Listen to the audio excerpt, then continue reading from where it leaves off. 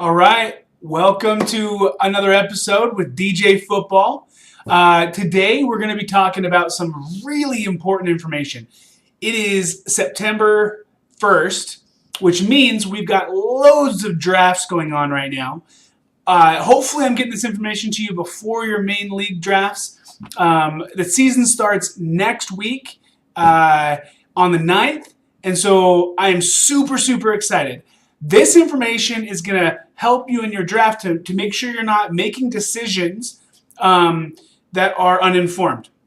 What I'm talking about is we've got injuries, suspensions, and cuts. And so I'm going to be bringing to you all the major fantasy football impacts by players that have been injured, players that have been suspended, or been cut from the team. So if they have these situations, that means avoid them altogether, or make sure you're drafting them accordingly. So let's go ahead and let's get there. The list is huge. The list is massive. We've had so many injuries this preseason. Oh, just crazy. So let's go ahead and let's get started. All right. So here we go on suspensions. So we've got, to start off the list here, we've got Mr. Ezekiel Elliott. We're going to start with a bang. So what we've got is Ezekiel Elliott. They finished his whole court case on whether or not he actually should be held accountable for his actions, or whether or not he had domestic abuse that happened. They ruled against him and give him a 6-game suspension. 6 games. That's out of control. And so 6 games is like almost half the season. And so you've got Ezekiel Elliott, who's going in for appeal right now. They're working through all the details. I know my draft is tomorrow morning. I'm going to record it all. I'll have it up for you guys after the draft tomorrow.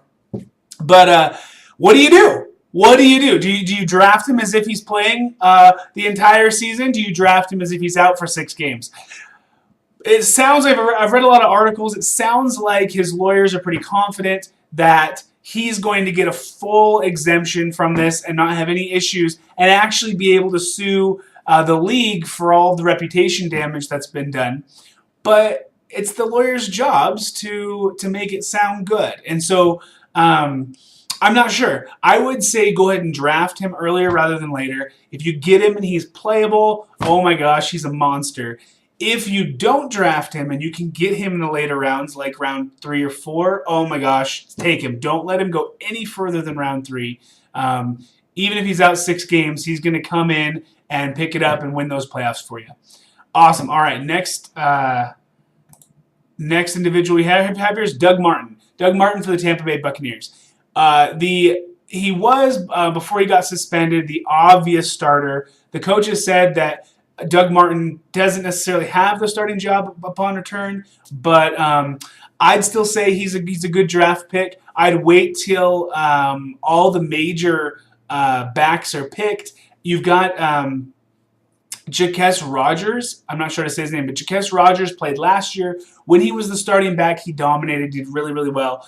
I'd recommend, he's going to be in for at least the first 3 games. I'd recommend picking up Rogers a little later on in the drafting, like maybe round 6 or 7, if no one else has taken him yet, because he's going to dominate for you in those first 3 games. Charles Sims also an option, but he's generally the 3rd down back, or generally your pass catcher, so Rogers should have more of the workload.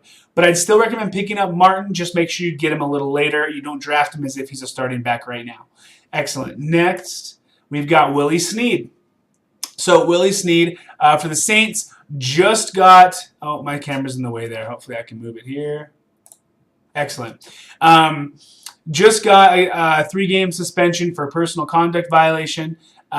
What this does is it gives more of the workload to Michael Thomas. You've got untrusted wide receivers out there now, and Michael Thomas for Drew Brees to throw to. So I know I badmouthed Michael Thomas a few weeks ago. Things change, and I've moved up Michael Thomas in my overall rankings because of this. And so I'd make sure to be aware of this. Don't draft a Willie Snead unless you're willing to take the 3-week suspension along with it.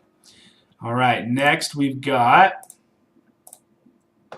Mr. Austin Seferian Jenkins. So He has a 2-game suspension. He's had lots of hype the last couple of years because he's so tall, he's so athletic, but he's riddled with injuries and constant suspensions and violations.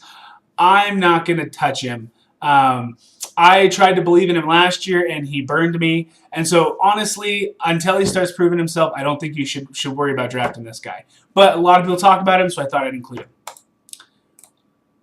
And Mr. Jarvis Landry is not on suspension yet.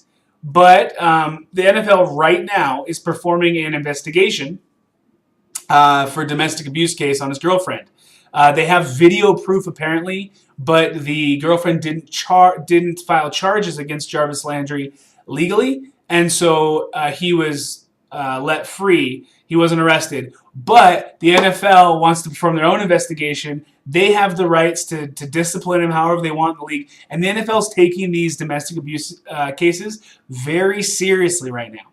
So if I were you, I would be careful with this. If he gets charged, they technically can suspend him immediately, and it could be a mess. And so I would push him back in your draft charts just a little bit, because anyone with these domestic abuse or substance abuse violations, they generally have a trend of repeat. And so I just don't trust it. I would stay away from Jarvis Landry unless you can get him a lot later in the draft, unless everyone else is avoiding him as well. Then he's at least a good pick because there's no disciplinary action on him right now.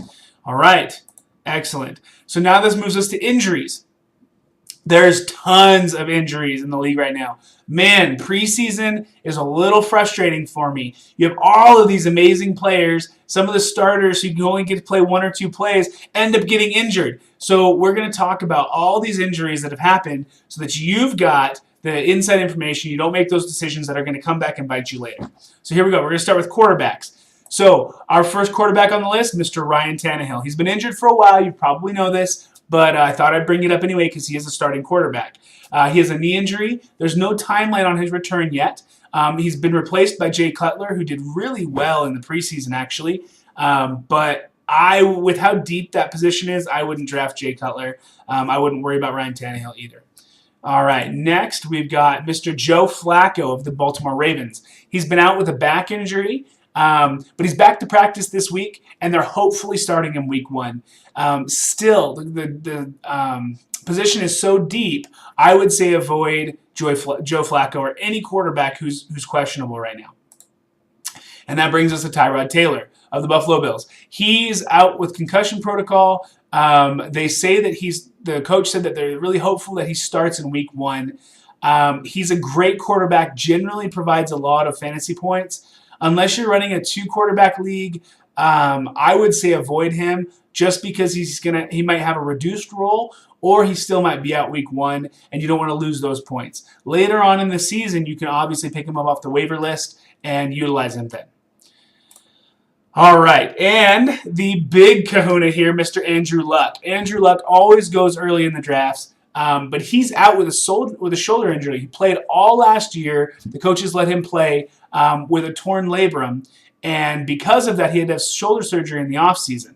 Well, his shoulder surgery still isn't fully improved or isn't fully healed yet. They're saying that he should be back only like week 2 or 3, and so I'm going to avoid drafting Mr. Luck here. I don't trust anything coming off an injury. I mean, look at Cam Newton. Cam Newton's fully healed. He's been playing. He had a shoulder injury, but there's still concern of re-injury. And so with him just barely getting back to throwing the ball, I would say avoid drafting him unless you can get him really late. So let someone else take him and let someone else mess with him, wasting one of their slots in their roster. Not you. Don't do that. You're going to have an advantage by picking up someone else later.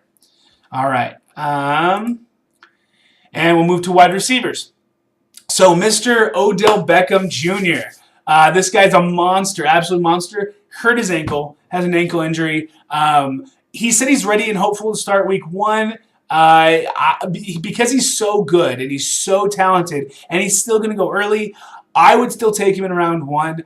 I'm not going to take him in my number 1 or number 2 overall spots like I would have before. He's moved down a few spots for me. In my opinion, players like Julio Jones, AJ Green, those guys I've taken precedence over him. So unless I can get him like at 8th or 7th overall pick, I'm going to leave him be. Unless, of course, you're really wide receiver heavy in drafting, then it wouldn't matter. Week 1's not going to be a big issue for you if he misses week 1. All right. Brandon Marshall of the New York Giants. So Brandon Marshall, excellent duo there. Both of them injured. Good night. He's got a shoulder injury. They say he's likely to play week 1 as well. I think Brandon Marshall can do well on the Giants. I don't know if he's going to have the fantasy production I want. And so if I do draft him, it's going to be late in the draft, especially with the possibility of not playing week 1. All right. Next, Jordan Matthews of the Buffalo Bills. I'm not a big fan of this guy. I have been the last few years. He just hasn't been performing at what he's capable of performing. And so with an injury, he's got a chest injury. They're saying he's possible for week 1. I'm going to avoid him. I probably won't draft him even if he goes undrafted. But I know a lot of you guys love Jordan Matthews, so I wanted to give you an update and let you know that he is possible for week 1. All right. Cameron Meredith, what a sad situation. This guy was set to blow it up this year. Absolutely tear it up. He was the number 1 wide receiver on the Bears and tears his ACL in preseason. Dang it. He's out for the season. Don't draft him. Knock him off your draft charts. Excellent. John Ross. So this is a rookie who just has had massive media coverage. The dude is absolutely lightning fast. He has a knee injury. They say that he should only be out for 2 to 3 weeks. But as a wide receiver where he's sprinting every single play, I would be concerned about drafting him and playing him later, especially as a rookie. So be careful of that, but he does look like he has promise for later in the season.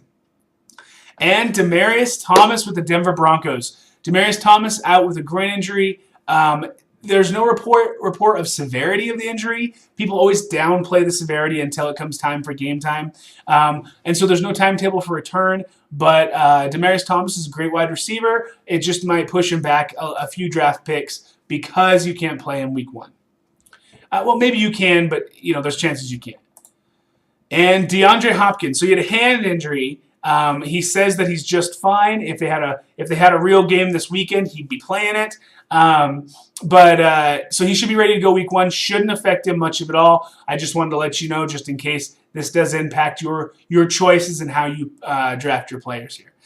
Generally, my rule of thumb with an injury is the first game back from an injury, I will sit the player unless they are an absolute monster, even if it's a mild injury. But it's burned me in the past before. But generally, 9 times out of 10, that rule will hold up, and the coaches will give the player time to get back into the swing of things, and they'll be slow that first game back. So it's possible DeAndre Hopkins might not play fully if that injury was bad enough. All right. Eric Decker moved to the Tennessee Titans. I know I've got a picture of him here as a Jet, but he just got traded. He has an ankle injury. He returned to practice this week. Eric Decker's an awesome, super consistent receiver. He should be ready week 1. I wouldn't let that impact your decision on playing him or not, or drafting him. All right, running backs. I know this is a ton of players. That's why I wanted to make sure you guys know about it, and I'm moving through them quickly here. So first of all, we've got Kenneth Dixon. I haven't really been big on the guy ever, but I know a lot of people were drafting him as possibly a first or the starter for the Ravens.